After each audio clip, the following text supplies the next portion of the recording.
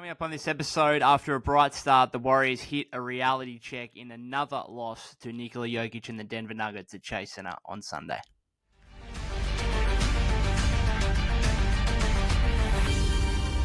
Yes, welcome back to the Golden State with Mates podcast shortly after a 119-103 defeat for the Golden State Warriors against the Denver Nuggets at Chase Center on Sunday. It was a day that started out really well for the Warriors. The Lakers lost to the Phoenix Suns earlier in the day, which pushed the Warriors actually up to ninth without playing, up to ninth in the Western Conference. And unfortunately, they weren't able to take advantage despite a bright start to the game against Denver here, where Klay Thompson had 23 points on 7 of 10 shooting in the first, 18, 19 minutes of the game. Obviously, coming off the bench again, an absolute extraordinary Klay Thompson explosion, which I tweeted out, like, Klay still goes through these kind of 6 minute stretches. I mean, he had 16 points in less than 6 minutes after coming off the bench in the first quarter. And he can still have these periods, 5-6 minute stretches where he can produce a pile of points that maybe 10 other guys in the league can. And there's nothing more entertaining, more fun to watch than a Klay Thompson explosion like that. And the Warriors surged their momentum, having entered on the back of 10 wins out of their last 12 games. It looked like continuing with Klay, and he led the way in building up a 16-point lead in the second quarter. And then the lead remained 14 with 3 minutes to go in the half. And by the end of the half, it was all gone. It just completely evaporated, and the Nuggets finished on a 14-0 run to tie the game at 61. And that's pretty hard to come back from, that kind of punch to the face. Not a knockout punch as such, because obviously the game was still tied at that point. But a pretty big punch to where you look at it and think, geez, we played really well for 21 minutes of that half. Like, had really all the momentum for the majority of that first half. In fact, most of the first 21 minutes. And you got nothing to show for it on the scoreboard. So, very disappointing period there. And then after halftime, the Nuggets come out, throw another punch, build their own double-digit lead, get up by 10 in the third quarter. And I think the big takeaway for me from this one, with the Warriors giving up a 28-4 extended run there from late in the second quarter to early midway third quarter.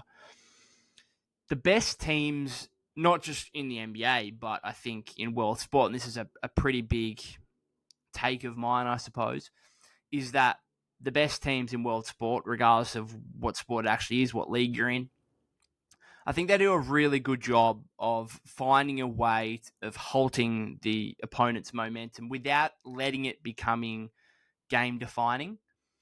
And that's, I think, the biggest issue for the Warriors this season. In so many games, they've had these periods of momentum where they've let the other teams go on a run to a point where that's the thing that you look back at the end of the game and think that's the difference right there. As I think the best teams, it's sport, right? There's ebbs and flows in sport. And even the best teams are going to give up runs of momentum where things are going against them. But I think those teams in all sports do a fantastic job of just halting the momentum before things get completely out of hand. And I think that's what the Nuggets did well in this one. They, Warriors obviously got up 16, but the Nuggets backed their ability, first and foremost offensively, to be able to orchestrate, not perfectly, but to a high standard in the second half, and their ability to contain Steph, which I'll get into in a second, and for Klay to kind of cool down a little bit.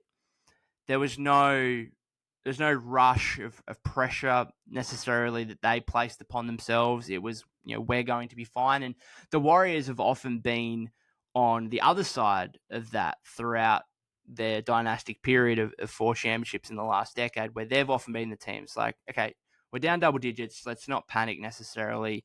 We'll be fine.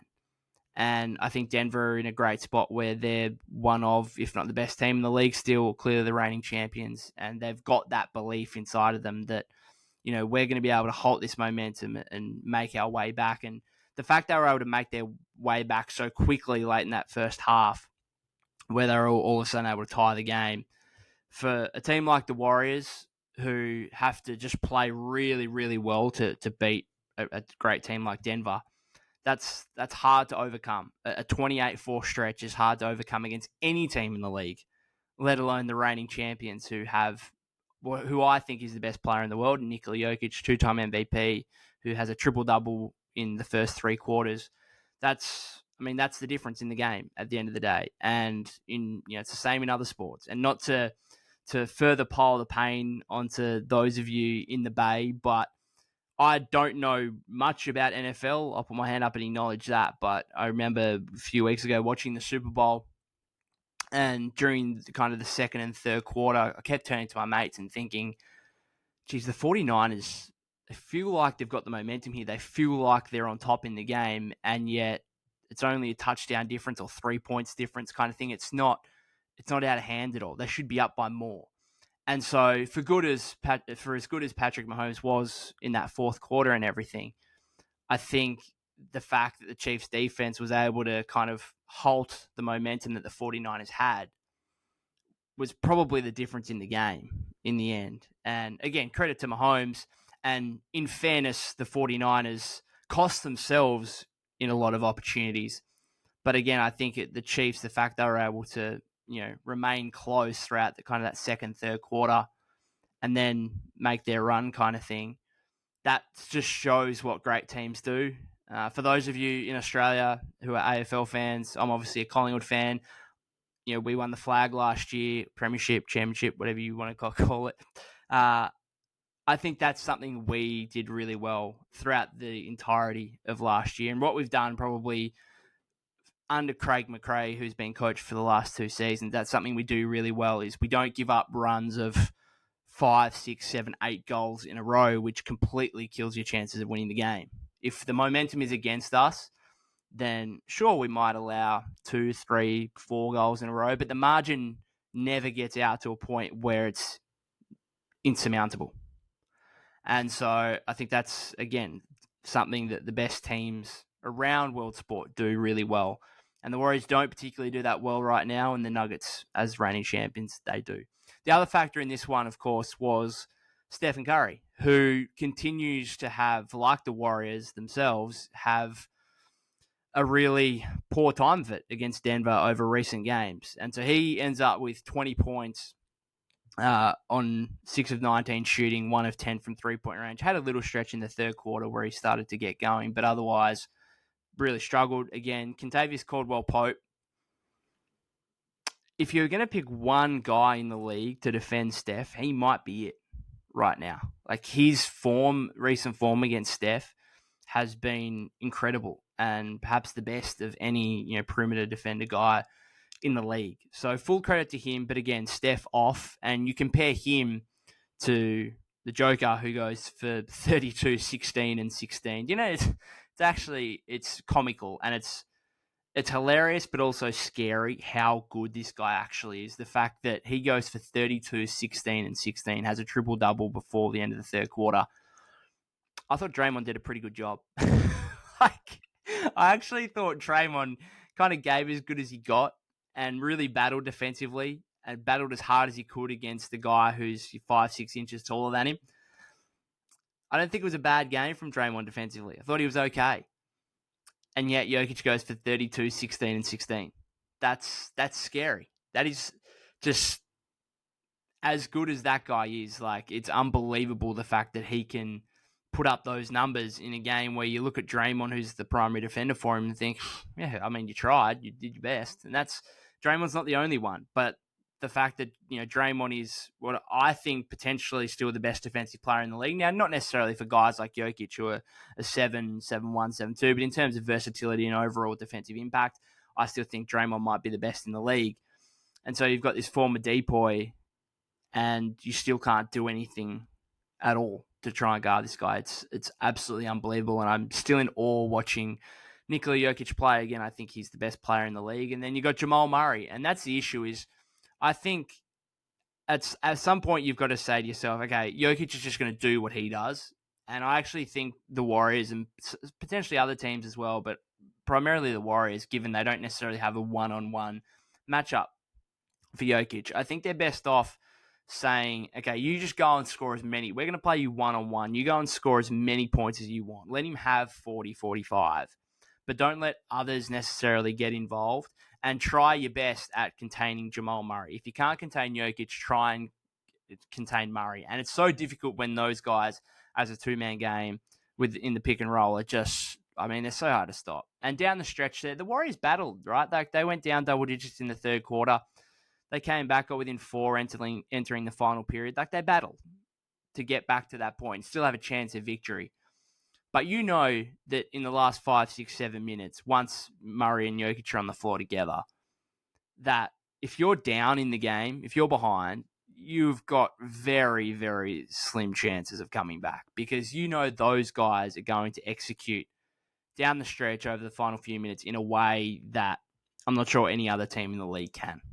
And so trying to overcome a 5 to 10 to 12 point deficit over the last 5 or 6 minutes against that team, good luck. Really good luck, because those guys execute unbelievably. So methodical in the way they go about it. Like the big thing for Denver, especially like in these moments down the stretch, is they can kind of ride the shot clock out to the last 4 or 5 seconds, and you still know you're probably going to get a good shot. And that's just so valuable, to be able to take time away when you're in front and run down the clock, but also know that, hey, we're still probably going to get a good look here, but at the end of the buzzer, the shot clock buzzer. So that's such a valuable thing to have. And again, that's something that Jokic gives you, and the two-man game between him and Murray. Again, good luck if you're behind, in the last 5, 6 minutes against them. It's going to be really, really difficult. And then back onto the Steph point. So this is another poor game. So in 4 matchups this season, I should mention the Warriors have now been season swept by the Nuggets 4-0. They've lost their last 7 in a row to Denver, and they've lost 10 of their past 11. I think that's regular season games, because if you go back to the 2022 playoffs, obviously the Warriors won 4-1 there. But still, there's a clear issue here for the Warriors in how they match up to Denver, not only with Jokic and having absolutely no answer for him, but KCP actually being one of the best guys in the league at being able to try and contain Steph. So, as I said, Steph has 20 today on 6 of 19, 1 of 10. But his previous 3 games this season against Denver, 30 points on 11 of 23 shooting last time out in early January. So that's fine. That's a good game. But then before that, Christmas Day, he goes 18 points on 7 of 21 shooting. Very unlike Steph, very disappointing. And then before that, 23 points on 6 of 17 shooting. So, those 2 games combined, you're 13 of 38 shooting for a total of 41 points across 2 games. And then today you add 6 of 19, 1 of 10 to that. They're the 2 things. Like you cannot win a game giving up a 28-4 run against the reigning champions, and you cannot win a game with your superstar best player going 6 of 19 shooting while their best player goes for 32, 16, and 16, and their second best player goes for 27 on 9 of 16 shooting. You're just not going to win a game like that. And I think the scoreboard probably reflected that in the end. 119-103, which is a 16-point, obviously, win for the Nuggets. I think it was closer than that, because the Warriors were still semi in the game down the stretch. But again, you're going to find it difficult to be able to come from behind against Denver when those 2 guys are executing like they do. And the Warriors, in contrast, so Klay had 23 points in the first half and then did not score at all in the second half. And so you've got him scoreless. You've got Steph completely cooled off by KCP. What are you going to do? And that resulted in the Warriors scoring 42 total points in the second half and finishing the night, I think, less than or about 43% shooting. So you're just not going to win games with these kind of numbers. And they were very reliant on JK in the fourth quarter, who played a good fourth quarter and relentlessly attacked the rim, continued to get to the free throw line. He ends up with 19 points on 5 of 10 shooting. Again, the field goal attempts kind of low for him, which I've said on previous episodes, it's something to monitor. But he does get to the free throw line 13 times, makes 9 of them. So finishes with 19, which is obviously the third leading scorer behind Klay and Steph. But with those 2 guys struggling across the fourth quarter, it was really down to JK and everything. Like, he kept getting to the free throw line, but that just felt so much more difficult than kind of the free-flowing offense that Murray and Jokic are running down the other end. And so it was never really a realistic, legitimate chance that the Warriors were going to come back and win that game over the last 5 or 6 minutes. Just to finish on Steph, so across those 4 games, I just read out the shooting numbers there. But he's a minus 59 in 4 games now against Denver this season, which, yeah, I mean, just goes to show you the way that Denver have been able to not only guard him personally, obviously, but being able to reduce his impact on games with the fact that the differential is so negative for the Warriors in Steph's minutes across the 4 games against the Nuggets this season. Just a few other takeaways. I wanted to make this a bit of a shorter episode because I did, a 40-plus minute one on Saturday, my time. I love Brandon Pajemski, right? And I just wanted to mention BP because I feel a bit bad providing any kind of criticism towards him because he's a rookie, right? But I think at the same time, he doesn't play like a rookie. He plays like a guy. It was his 21st birthday today. He plays like a guy, though, who is 3 or 4 years into the league, and he's got such a mature head on his shoulders, not only with how he conducts himself off the court, but of course how he conducts himself on the court as well. And so as much as I feel a bit hesitant to provide any kind of criticism to him, given he's a rookie, I also feel like he's earned the ability for us to not necessarily have rookie expectations on him, and therefore he probably should or can be in line for criticism over what some other rookies may be, if that makes sense. So he has 4 points today, and my biggest thing here is if you are going to be if he's going to be a starting level player on what the Warriors hope is a high level team that first and foremost makes the playoffs and then tries obviously to make some noise, win a playoff round or 2, try and get to the Western Conference Finals, whatever it is. If he's going to be that guy, you cannot be a 4-point per game scorer, like on any night, really. On any night where you hope to win. And I know he impacts the game, and I've said it relentlessly on this podcast, he impacts the game in so many different ways with his rebounding, took another charge on Aaron Gordon in this game. It leads the league in that.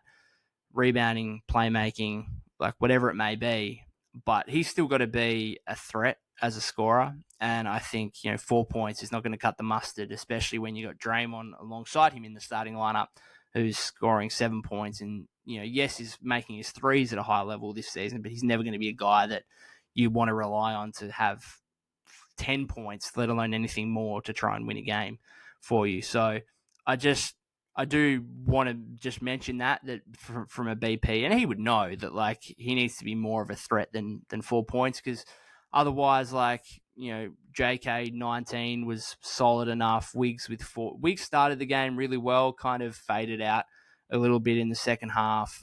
Maybe you could have got more out of him in the second half when Klay and Steph were struggling.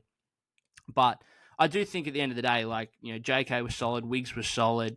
You say at the start of the game that Klay is your 23, then that's fine too. So those 3 guys are fine, really. And at the end of the day, it comes down to Steph just needs to be better than 20 points on 6 of 9 in shooting.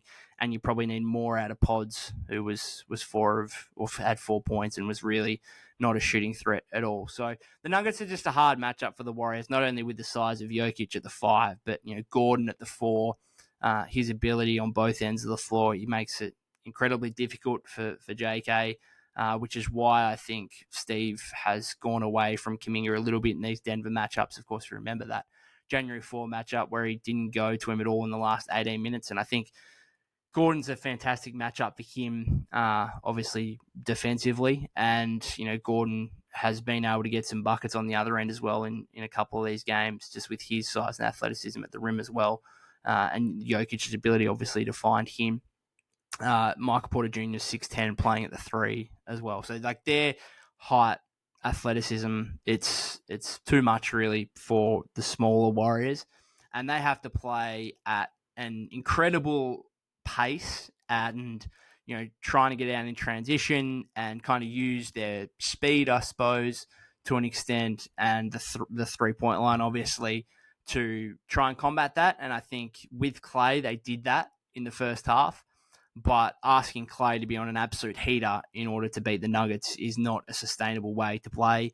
it's not going to be a sustainable option to try and win a playoff series against the Nuggets. And so I look at the Western Conference right now, and I do think, Draymond said on his podcast over the weekend that the Warriors believe they are 100% title contenders and that any team, that they can beat any team in the league. I don't subscribe to that theory because I do believe that they could beat any team in the West aside from the Nuggets. I think 2 through 15, I think the Warriors can beat anyone, but I do think, you just have to look at the recent record against Denver and just the way these matchups kind of pan out. I do find it incredibly difficult to see how they could, because they'll get Chris Paul back and some of the bench minutes will be better. Some of the offense could be better with Chris Paul producing in those non-Steph minutes. But that's really what they threw at them in this game. That's kind of what the Warriors are going to be able, going to have to throw at them if they were to be in a 7-game series. And you just got to hope that Steph's better, right? And he will be better than what he produced, but we've got some clear feedback here over the 4 games this season that KCP does a pretty good job on Steph. So asking him to go off and average 35 plus points in a series against the Nuggets is a pretty tough task. So I don't particularly agree with Draymond's statement there. If you can beat anyone in the West aside from Denver, then maybe that still makes you title contenders. Because I do think if you can get to the conference finals, then you're in the last 4. You probably can put yourself up as a title contender at that point. But it's pretty clear the Warriors are a fair way behind the Nuggets here. The other thing I just saw Steve mention or got asked before about Moses, who didn't play again until garbage minutes in the final, minute 45 there. So there's a lot of people on Twitter /X talking about why is Leicester playing over Moses, which is a fair argument to make. It's kind of weird the trust that Steve has in Leicester, where he's going out and almost at times being the primary defender on Jamal Murray, which is a little weird, but it is what it is. Clearly they like his kind of energy and perimeter defense a little bit.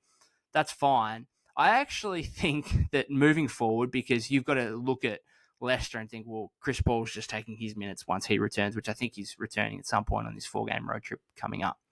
So if you're looking at a way in which Moses is going to get back into the rotation, it shouldn't have anything to do with Leicester, because Leicester will be out of the rotation himself anyway. I'm just looking at this game and I'm thinking, if Saric is no longer a 5, and which is a good decision from Steve, to be fair, but if he's no longer a 5 and he's playing at the 4 and TJD's at the 5, could you just not play Saric? And could you play Moody actually over Saric? And I know that is going to sound weird for me to say, given myself and a lot of Warrior fans are constantly asking for bigger lineups and stop going to these 3-guard lineups and whatever else. But I don't actually think there'd be too much difference between playing Moses over Dario, regardless, despite their 3-inch height difference or whatever, and the fact that Dario is more of a genuine big, I suppose, to a degree, and Moses is a wing.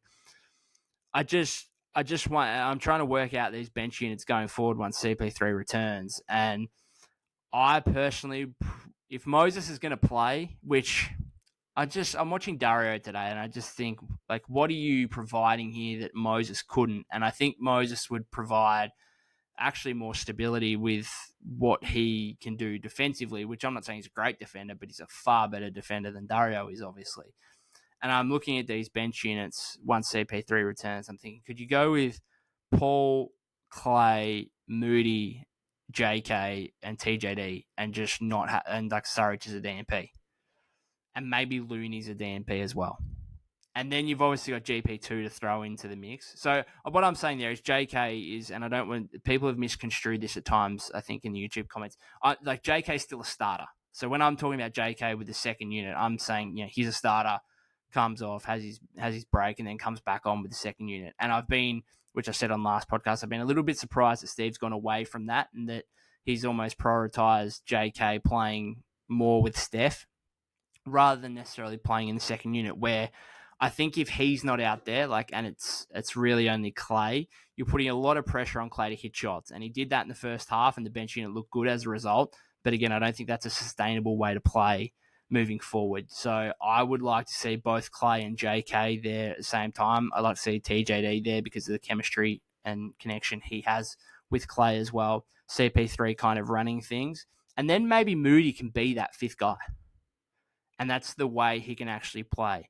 And then, as I said, GP2, I think I like GP2 playing alongside Steph and alongside Draymond. Now, maybe there's not enough offense with both him and Draymond out there, but I actually kind of like that combination a little bit more than like GP2 in a bench unit where there might be a bit of lack of offense kind of thing. So that's how I would, if I was a 10-man rotation, it'd be obviously the starting five and then CP3, Klay, GP2, Moody, and TJD would be kind of your 10. And that's a way for Moses to be able to play, which means no Saric and no Looney. Although, I don't think Steve's necessarily adverse to going to an 11-man rotation. So if he still wants Looney to play 7-8 minutes a game, that's fine, which he clearly, Looney just keeps playing 7-8 minutes a game. And I mean, it's fine, but you would have thought in a game like today against Denver, maybe he, if he was going to be utilized anymore, maybe he gets utilized more against Jokic. Steve spoke about that before the game, talking about Loon's role, obviously, and saying that, he could be important against Jokic today. Well, he wasn't really. He played 7-8 minutes, and it was what it was. He didn't really stop Jokic in any way whatsoever.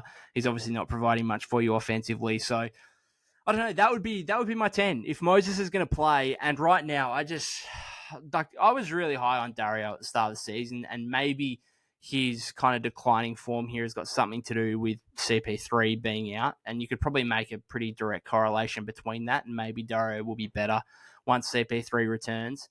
But I also do not want the bench offense to be, again, hijacked might be a bit too much of a word, but a bit too strong of a word. But I don't want the offense to be hijacked by, CP3, Saric, pick and rolls, pick and fades every single possession when you've also got Klay out there. When I think you should have JK out there, and when you've got TJD out there as a roll threat as well.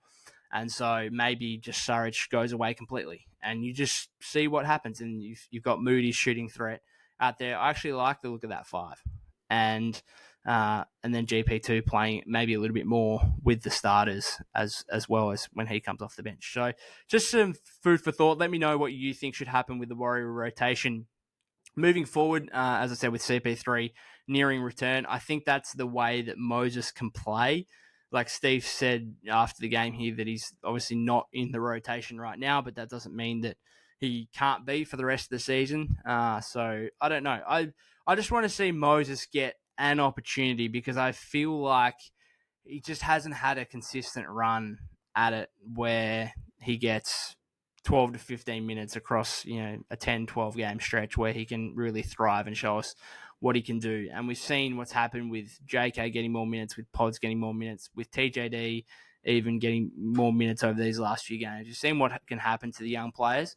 And so I wouldn't mind seeing Moses get that opportunity. But anyway, it is what it is. Disappointing result for the Warriors, but I mean, there's really no shame in losing to who I think probably should still be the championship favourites based on what they've done over the last couple of seasons, and to who is the best player in the league right now for me, Nikola Jokic. So there's no shame in losing to the best team in the league and the best player in the league.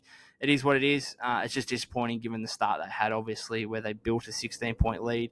Another one to add to what's that?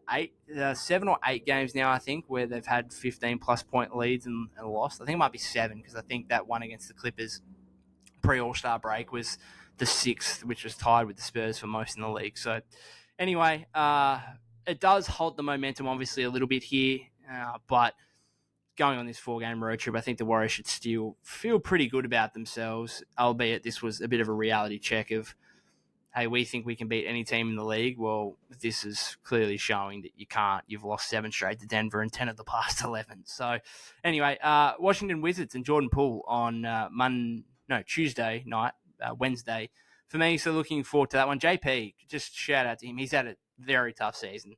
a very tough week with being demoted to the bench, which, a young rebuilding Washington team, he's only 24 himself, is not what you want. He's clearly unhappy with that, but he's responded in the best way possible. A couple of okay but rough shooting nights in the first two games coming off the bench, but today against the Cavaliers had 31 points on 11 of 21 shooting. So just a shout out to him there, played well, and obviously that's leading into another game against the Warriors where he'll clearly be looking to show out. Other than that, guys, thank you very much again for listening to this episode of the podcast. If you haven't subscribed to the YouTube channel already, that would be greatly appreciated. You can follow me at POK252 on X or Twitter. That's POK252. You can follow us on Apple Podcasts and Spotify. And other than that, hopefully not too down after the Warriors lost to the Nuggets here, and hopefully a bounce back performance against the Wizards on Tuesday.